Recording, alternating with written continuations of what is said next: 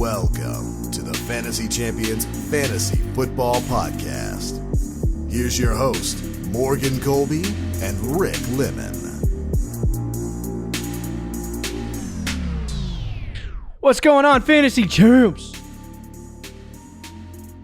It is I, Morgan Colby, all alone in this wonderful basement of mine. Ow.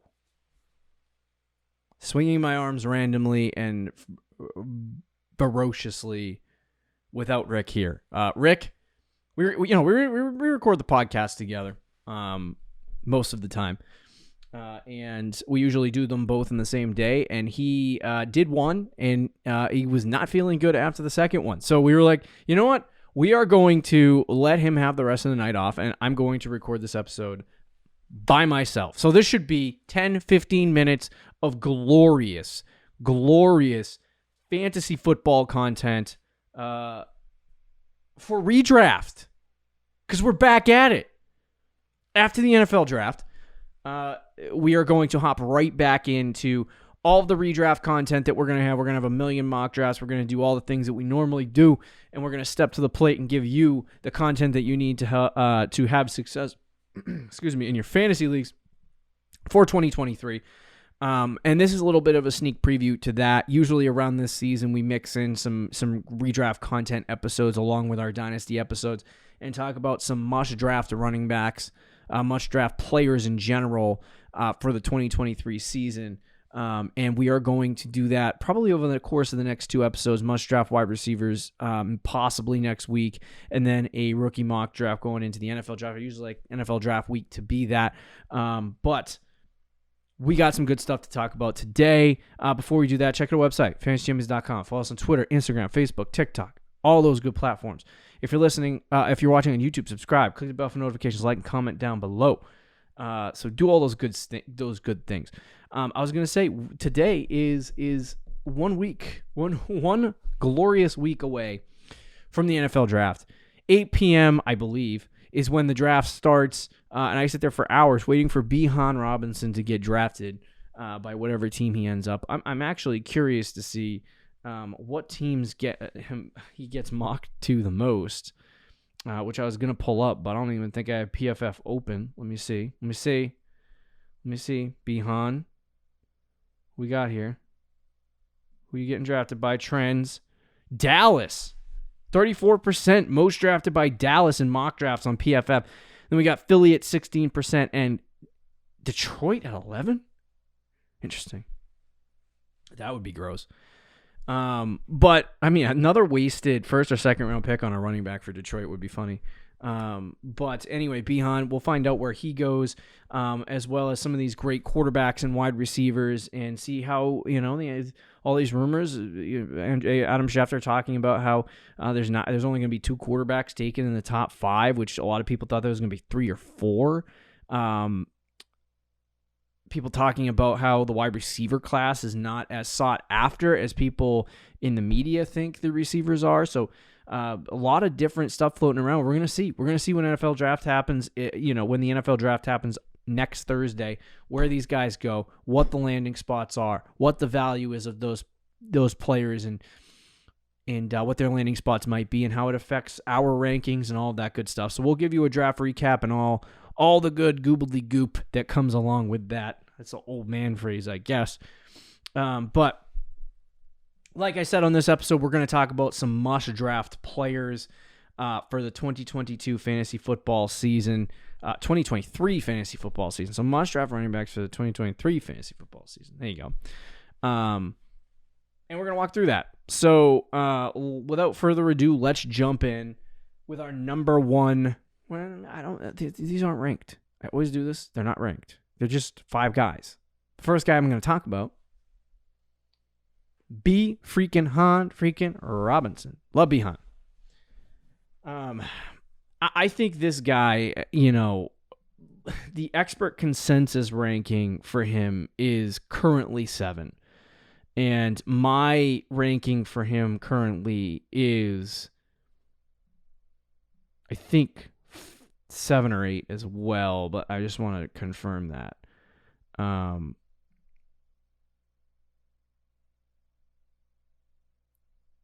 It is...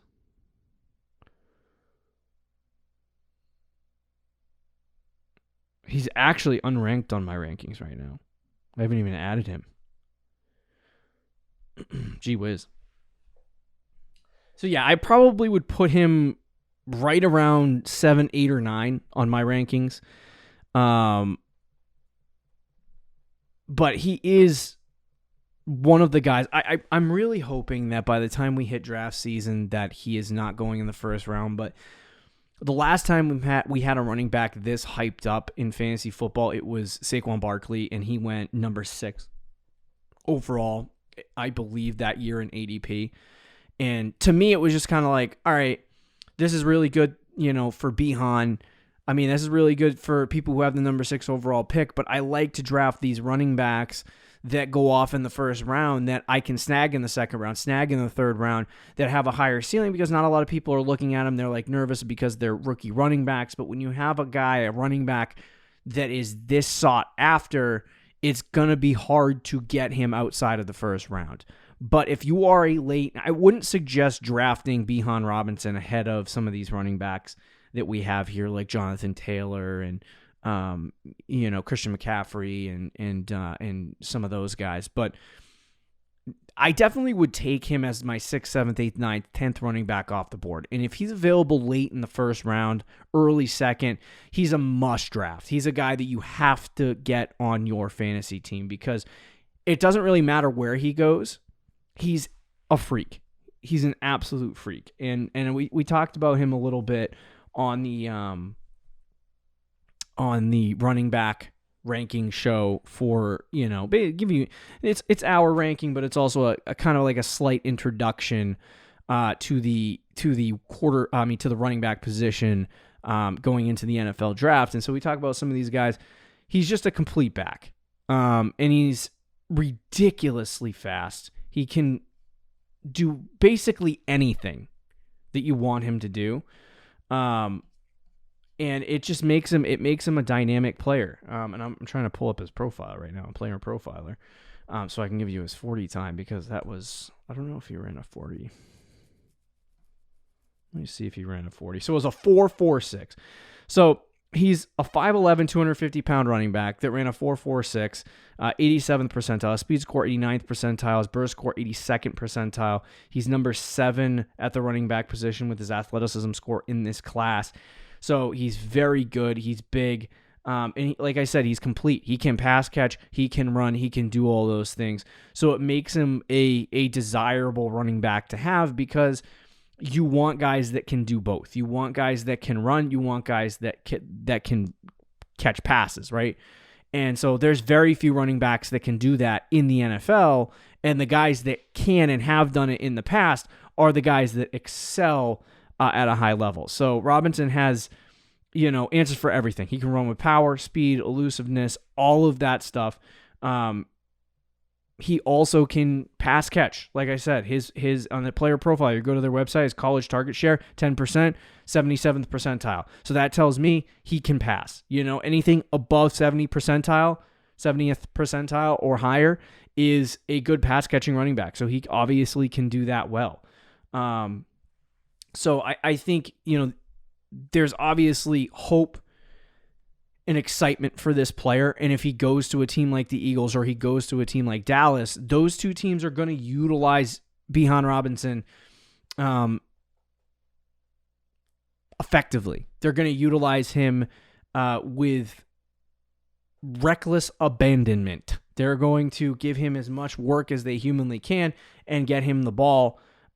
He's extremely talented. He's a good running back, and he's one of the best running backs to come out since Saquon Barkley. And that's why he is being projected possibly in the top 15 of the NFL draft. He's a lock for the first round. So I think when you look at this guy, whatever team drafts him, if you're drafting a running back in the first round, you're going to use him. That's why there's a fantasy football trend in place that if your running back goes in the first round and they play a full, healthy season, then there's a good chance that they end up being successes at the NFL level. A couple years ago, you saw Josh Jacobs go in the NFL draft in the first round, and he was a guy that I think some people were like, yeah, he could be a really good running back. I think he was ranked number 1 in rookie drafts and all of that stuff. And I just look at it and I'm like, this player, I don't absolutely love him, and this was Josh Jacobs at the time. I don't absolutely love him, but him going in the first round was enough to be like, to a team that needed a running back, was enough to be like, okay, that team's going to give him the rock. They're going to run it with him. They're going to utilize him. Etienne was the last running back taken in the first round, I believe, and he didn't get utilized that way. But he also got hurt and didn't play his rookie season. Last year was technically his rookie season, and he ended up producing as at least a top 15 running back. So Bijan going in the first round, like if a running back goes in the first round, they're going to get utilized. They're going to get run right away. There's no reason to hold back. So Bijan's going to get the ball. He's going to get the rock. He is the most complete running back that we've seen since Saquon Barkley, and he's going to be able to do a lot of really great things. So you want that type of player on your fantasy team. And the good thing is that there is hope that when the August drafts roll around and all the people start doing their fantasy drafts, and the random drunk guy who doesn't know who Bijan is, and he just rolled up to your draft party and he's like, hey, I'm going to draft this guy, who's Bijan Robinson? Because I always get that. Who's this rookie? I don't know. I know because I've been talking about him for months, but the drunk guy doesn't know. And hopefully that pushes him downboards a little bit so he can get in the second round and makes it a great pick. But this guy's a lock. For before draft, after draft, all that good stuff. It's a lock. So get Bijan Robinson on your team. He's going to be a RB1 this year. Number 2, I got Miles Sanders for you. Miles Sanders, very interesting running back. I love Miles Sanders. I've always loved Miles Sanders. The interesting thing for him, and it's hard for me to make him a must draft because, I think there's still some problems there. There's still some stuff there that is an issue, in terms of him leaving his current team and going to a new team. And usually that doesn't work out for running backs typically. So I just don't know with Miles Sanders. I don't know if he's going to get the ball as much as I would like him to. But I'm just making a prediction or a projection and projecting out that he will get that. But he was always one of my favorite running backs. His second year in the NFL, even his first year I liked him. In his second year in the NFL, I thought he was going to be a breakout running back and basically be the new Christian McCaffrey and all that stuff. And then the Eagles didn't end up using him the way that I anticipated. And then this year finally comes. And he gets the work that he was supposed to get. In seasons prior, he got 818 rushing yards, 867 rushing yards, 754 rushing yards. He had 28 receptions, 26 receptions for a total of 158, 197 yards. So it was like he's putting up big numbers, but he wasn't putting up big numbers, if you know what I mean. One of the things that he was hailed with in college was his pass catching ability, and he wasn't really utilized by, in his first year. He had 59 catches, 509 yards, which is 10 yards a catch. And that usually is pretty good at the running back position. He's caught 6 touchdowns, and then they just stopped using him in the air. And so for whatever reason, I don't know if it's drops, I don't know what it is, but they just stopped utilizing him through the air. And he had 28, 26, and 20 catches in subsequent years. But he has always been around 5 yards per carry. He's always been an efficient rusher on the ground. You get this guy involved in the pass catching game, then it's all bets off.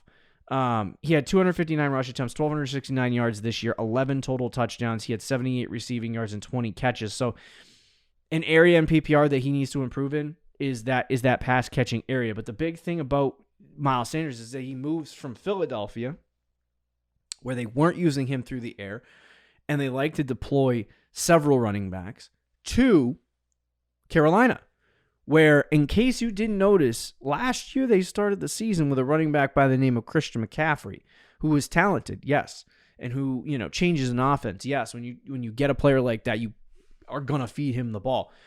But this is a player, right,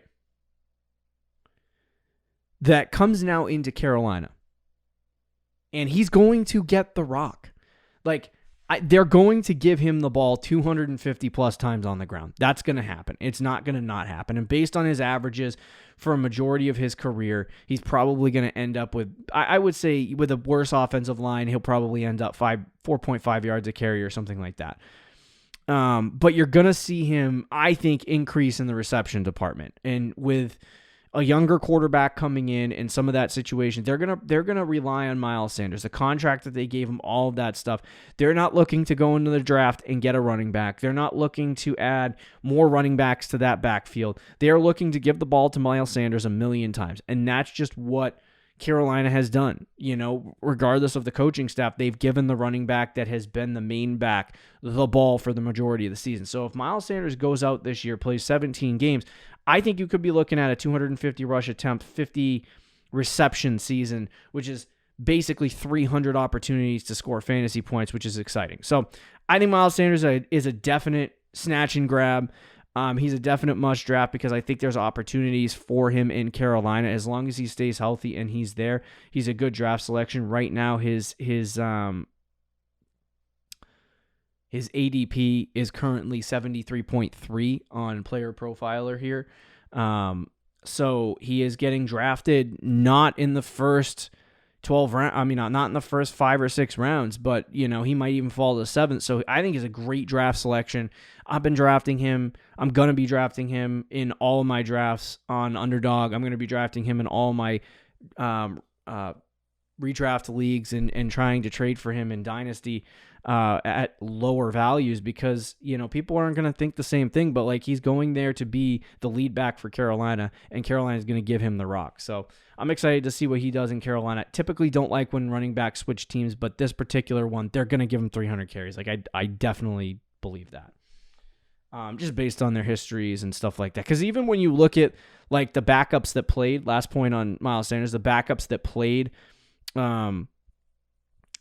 after Christian McCaffrey was traded, the first guy that they gave the opportunity, believe the opportunity was, they weren't splitting. They were giving them to one person until that person got hurt. So it is interesting to see that. But let's move on to the next guy, number 3, Kenneth Walker.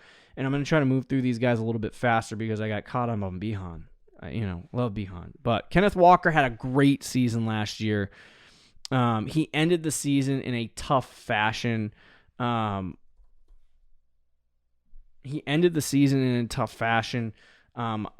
early in the season, I think he was hurt. But anyway, I was going to look up game logs. Give me 1 second to do that. Oh, yeah, so he was fine for most of the season. He did miss, I believe, week 1. And it wasn't, early in the season, he really wasn't getting a whole ton of opportunity up until week 6 when I believe Penny got hurt. And then from week 6 on, this is his fantasy finishes in PPR. 8, 3, 25, 2, 17, 14, 51, 28, 21, 13, 17, 5. And so he had some big RB1 finishes there. He had some, not so great finishes, but he was putting up fantasy points each and every week. The big thing about these numbers that you're seeing here is he had 21, 23, 18, 26, 10, 14, 3.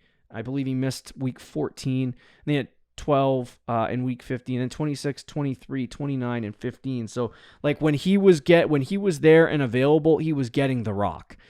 And when he was obviously injured or hurt, and then you got that early portion of the season, he wasn't putting up the same numbers. So every game, I would say that he got basically a 70 snap share or higher, he was an RB1 for the most part. And I think what you're seeing for a guy like Kenneth Walker,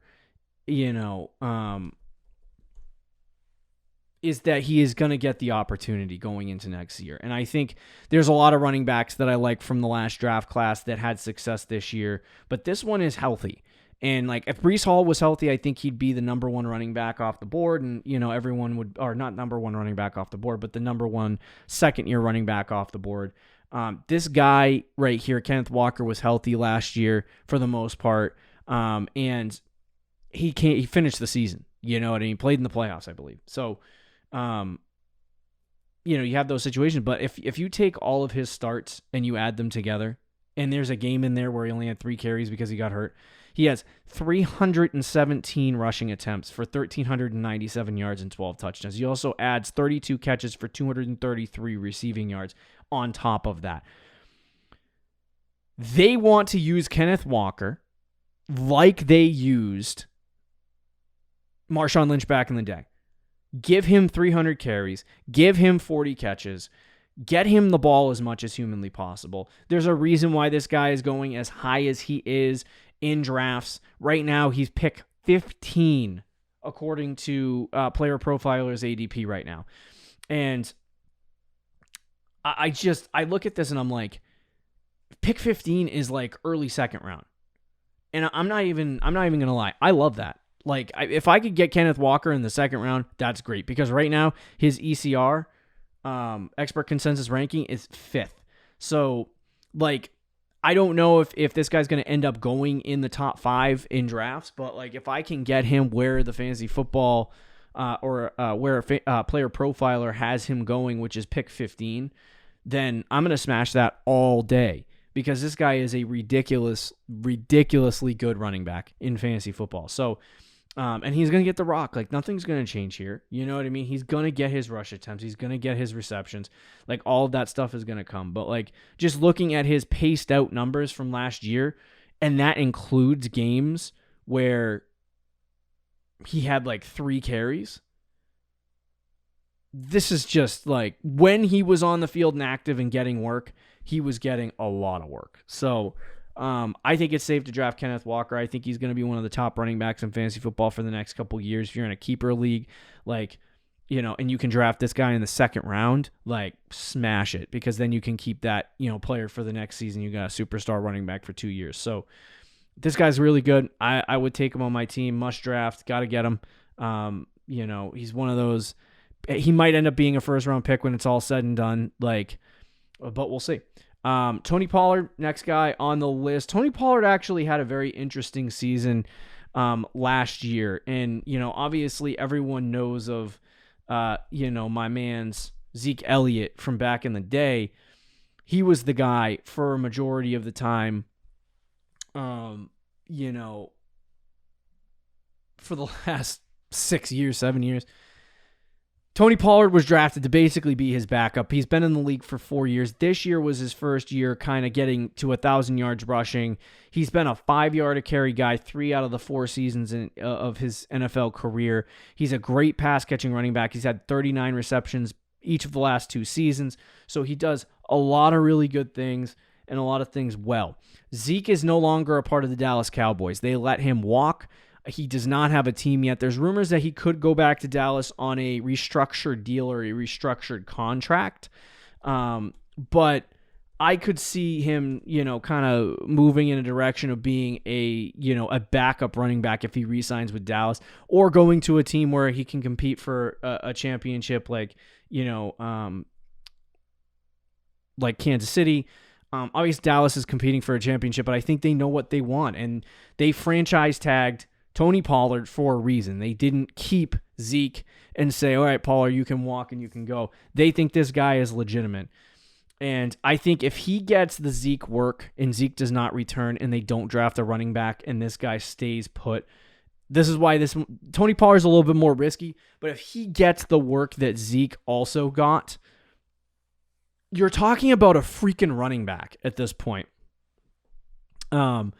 You're talking about a friggin' running back at this point who can put together really great performances, and he's a good pass-catching running back. So if he gets the full workload and he's on the field for a majority of the time, he's going to catch 50 to 70 passes, like 100%. He's also going to get 200 to 250 carries. So if he puts those two things together, this guy's going to be a top 12 to a top 15 running back in fantasy football. And he was already performing well by himself last year. He's clearly more explosive than Zeke. He's clearly quicker than Zeke at this point in their careers. And I think Dallas knows it, and they have to go with Tony Pollard. He's a cheaper, better option at this point for the Dallas Cowboys, even on that franchise tag. So Tony Pollard is a guy that I'm drafting just because if he does take that number one role with Dallas and they don't do anything else, they don't add another running back, they don't get Zeke back, they don't go out in the draft and draft Bijan or Jahmyr Gibbs, and they keep their roster exactly the same. Now, I can't promise this because, you know, Jerry Jerry Jones does what Jerry Jones does. He sees a wide receiver, he sees a running back, he sees somebody on the board that he wants, he goes and gets them. If Bijan's there and he likes Bijan, he will get Bijan. If he likes Jahmyr Gibbs, he will get Jahmyr Gibbs. So it's like it doesn't matter with him, but he's going to be a guy that's going to be a factor in this situation. And so you have to keep an eye on this as we go. And it's a little bit more risky of a must draft, but if you get to August, and right now is freaking April, and it's like right before the NFL draft. And if you're watching this video in freaking August and you're questioning things, Tony Pollard's a good player. But if there's another running back on that team by the name of Bijan, Jahmyr Gibbs, like I'm nervous. Zeke doesn't make me nervous. I still think Tony Pollard is going to be a really good running back with Zeke on the team because I think Zeke's role is going to be diminished because they showed their colors. They got rid of him. They cut that contract because they couldn't have it anymore. And so Pollard getting all of the work for Dallas would be best case scenario. And if that does happen, he's a must draft running back. You got to get him. Right now he's going, I believe, at pick 25. So you're talking about basically early third round. And if you're a team that's drafting high in the first round, you could snag basically a wide receiver in the second and flip around and get Tony Pollard. Pollard and one of the top running backs like, Christian McCaffrey. So I like that. I like that a lot. But let's talk about the last guy that we have here and try to wrap this show up. And it's Travis Etienne. Now, Etienne, going to be a little bit different of a cat. And the reason why I say that is because, and I don't say it because he's a Jaguar. No pun intended. But he's a guy that I don't think can reach 250 rush attempts. I don't think he can survive under that.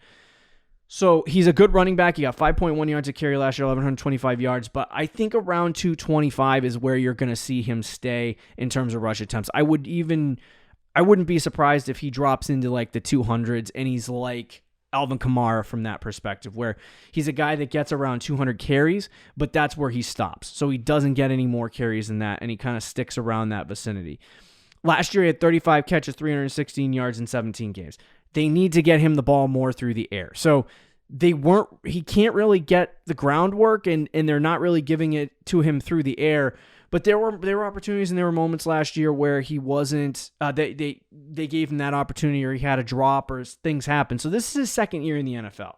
Usually rookie player goes out, has a really good season, or, a running back that has a potential breakout going into year two. Sometimes that happens for running backs.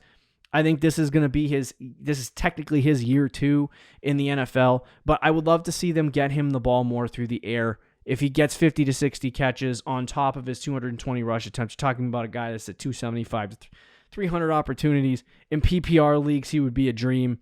But there's definitely opportunities here. I mean, there's definitely problems here for him that you have to keep an eye on. Is Jacksonville going to go, like right now, they didn't really go out and get another running back at this point. So, it's clear that they like Travis Etienne, but do they go out and get another running back? This is a guy that needs to me, he needs to get up to 80 catches. Like that's where he needs to make his, his fantasy football bread and butter is the pass catching. And I think that, if he doesn't do that, there's obviously problems there, but I think personally he's a must draft because I think they see that. I think they're going to watch the film and they're going to know we got to use Travis Etienne a little bit more through the air. And I think every year, you go back at the previous year and you look at the film and you spend the offseason dissecting things and going, okay, you know what? We had a lot more success when we were getting Travis Etienne the ball through the air. I think they're going to see that. They're going to increase his volume through the air. I don't think there's an increase in volume on the ground. I think there's actually a decrease in volume, a little bit of a negative regression. Negative regression is an oxymoron, but a little bit of a regression for rush attempts. He might be in the 200 area instead of 220. But if he does get an increase of 30 to 40 pass catching opportunities, you're going to be talking about, that 220 getting, it doesn't really matter if it goes down by 20 rush attempts. So I do believe they're going to increase his work through the air. He is right now ADPing at 26-27 for his pick selection.